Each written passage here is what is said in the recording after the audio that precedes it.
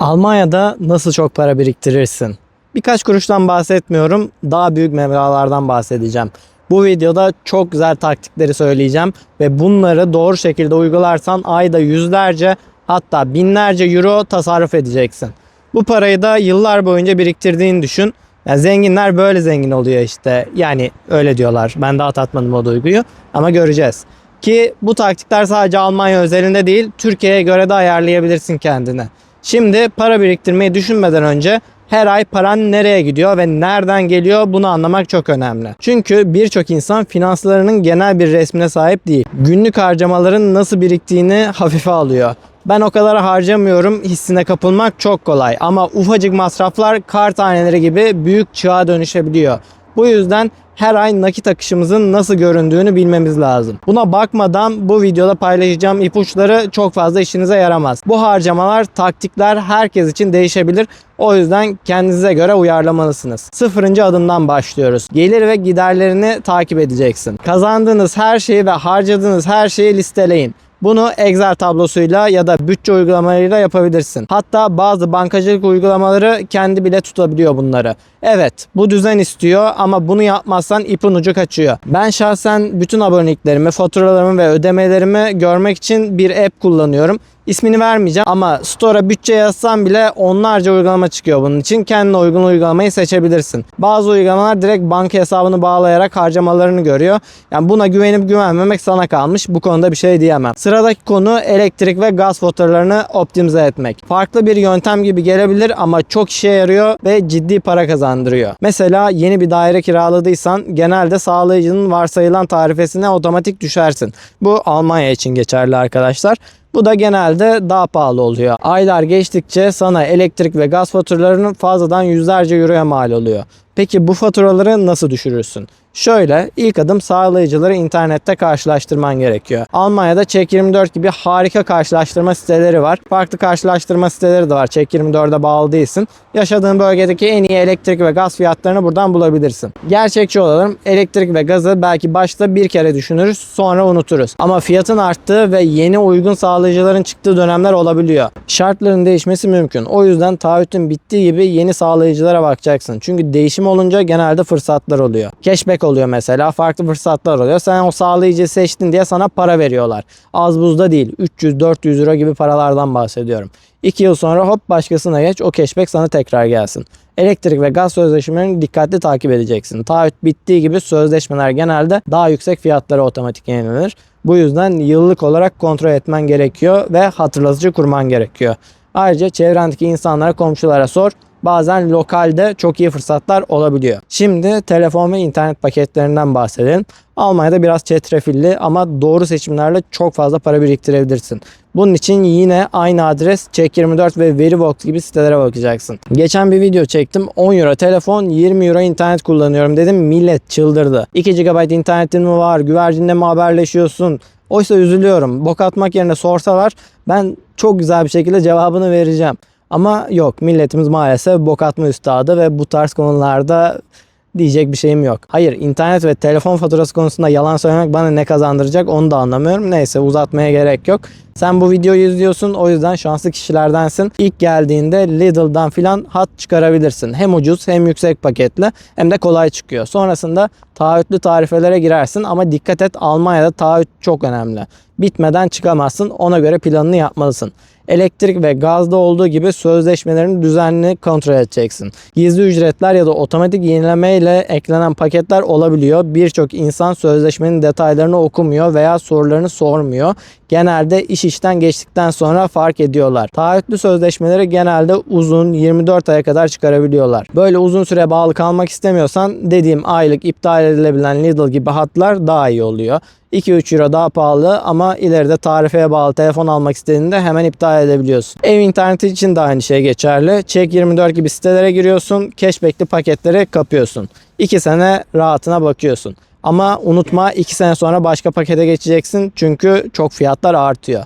Ve Almanya'da komik bir şey var. İnternet hızın sözleşmede yazının %80'inden düşükse Federal Network Agency'nin ücretsiz hız testi sayesinde kısmi geri ödeme alma hakkın olabiliyor. Denemesi bedava, bunu deneyebilirsin.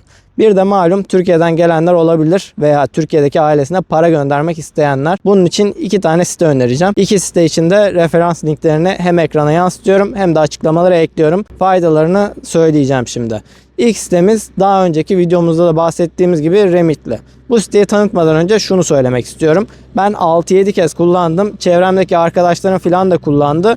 Hiçbir sorun yaşamadık. Ama bir önceki videomuzda yorumlarda biri sorun yaşamıştı. Sonrasından sorunu çözülmüştü. Ama bunu söylemeden geçmek istemiyorum. Oranları güzel. Referans linkiyle üye olursan ilk gönderiminde 15 euro indirim oluyor. Ve 2 euro gönderim ücreti var. Yani basit bir matematikle 100 euro göndereceksen 2 euro gönderim ücretiyle 102 euro ediyor. Ama 15 euro indirimle 87 euro ödüyorsun. Senin hesabına 100 euro geçiyor. Bu ilk gönderim ve referans linkiyle üye olanlar için geçerli. Ama bu sitenin olumsuz yanı şu: Türkiye'den Almanya'ya para gönderemiyorsun. Sadece Almanya'dan Türkiye'ye gönderim oluyor. O yüzden diğer sitemizi tanıtıyoruz. Yakın zamanda kullandım bunu da. Sorunsuz ve hızlıca param geçti. Sitemiz Vize. Belki bilenler bilir. Oranları en yüksek site ve gönderim ücreti de düşük. Ayrıca Türkiye'de Türk lirası olarak gönderiyorsun. Almanya'da hesabına eşdeğer euro olarak geçiyor. Bunun için de referans linkini paylaşıyorum. Oralardan üye olursanız hem bana teşekkür etmiş olursunuz hem de 500 euroya kadar gönderiminizde gönderim ücreti ödemezsiniz. Para gönderme olaylarını şimdi geçiyorum. Şimdi de ilgi görmeyen bir başka konuya gelelim. Banka ücretleri.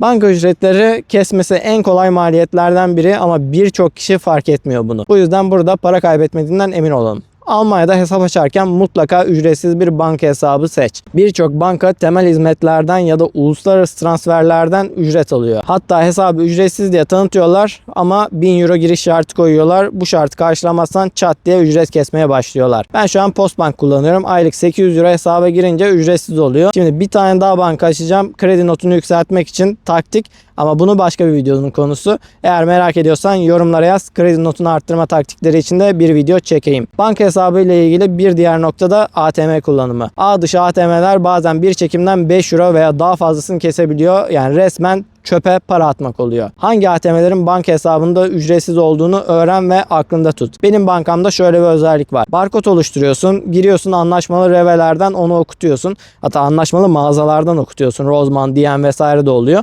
Barkod oluşturduktan sonra yapman gereken tek şey kasaya gidip ihmöte barget abheben demek ve barkodu kasaya okutmak. Sonra o sana barkodu oluşturduğun miktarda nakit para veriyor. Şimdi gelelim hepimizin en çok para harcadığı şeye: yemek. Almanya'da dışarıdan yemek pahalı.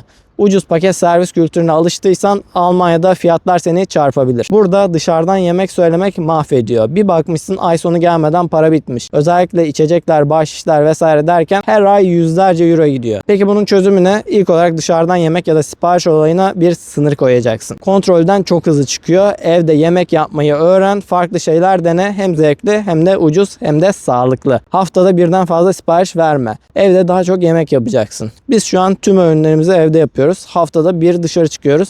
En ideal denge bu bence. Bir diğer taktik de eğer büyük şehirdeysen market alışverişlerini online yapmak. Bizim şehir küçük olduğu için böyle bir imkan yok ama sizde varsa değerlendirin. Online market pahalı sanabilirsin ama fiyatlar normal marketle aynı. Bir de ağır torbaları taşımıyorsun. Hele kışın yağmur, çamur içinde tavuğu, pirinci taşımak anlatılmaz yaşanır. Almanya'da market fiyatları mağazaya göre ciddi farklılıklar gösteriyor. En iyi fiyatlar için Aldi, Lidl, Kaufland gibi indirimleri takip edeceksin. Ucuz ama kalite aynı. Her hafta prospektleri takip et. Bir markette 1 euro olan şey başka markette 3 euroya satılabiliyor. O yüzden indirimler candır. Ayrıca marketlerin kendi markalarını da almak tasarruf sağlar. Reve'nin Ya, Kaufland'ın K, işte öyle farklı markalar var. Zaten onu bilirsin. Lidl'da Milboa mı ne?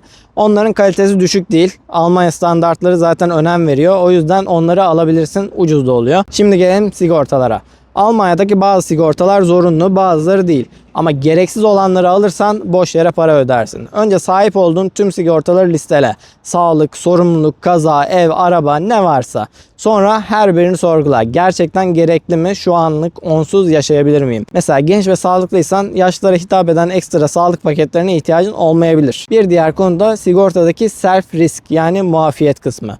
Muafiyeti yükseltirsen aylık prim düşer ama bir şey olduğunda da cebinden biraz daha fazla ödersin. Sigortayı nadir kullanıyorsan bu uzun vadede kazandırabilir. En önemlisi de gereksiz sigortaları iptal edeceksin. Elektronik eşya garanti uzatmaları ya da cihaz sigortaları genelde gereksiz oluyor. Özellikle cihazın yenisini almak sigorta priminden bile daha ucuz olabiliyor. Bir de başka sinsi masraflardan bahsedelim. Streaming servisleri, dijital abonelikler, spor salonu üyelikleri ve kulüpler. Bu masraflar insan fark etmeden büyüyor da büyüyor. Netflix, Prime, Disney Plus, Spotify, gerçekten hepsini kullanıyor musun? İstediğin zaman yeniden abone olabilirsin. Önemli değil ama kullanmadığın hizmet için her ay 10-20 euro ödemek gerçekten can yakıyor. Sakın bunları iptal edeyim, torrent takılayım vesaire deme. Bütün tasarruflarını ceza olarak ödersin. Almanya'da torrentin cezası büyük. Yakalanırsan 1000 ila 2000 euro cezalar olabiliyor. Aboneliklerini Türkiye üzerinden yapabilirsen daha da güzel. TL ile daha ucuza geliyor. Ama bazı sağlayıcılar bunu fark edip iptal edebiliyor. Fark edene kadar öyle takılabilirsin.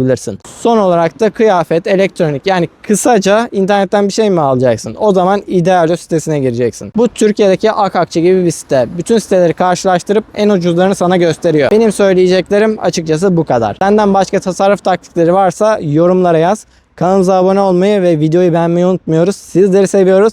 Bir sonraki videoda görüşmek üzere. Tschüss.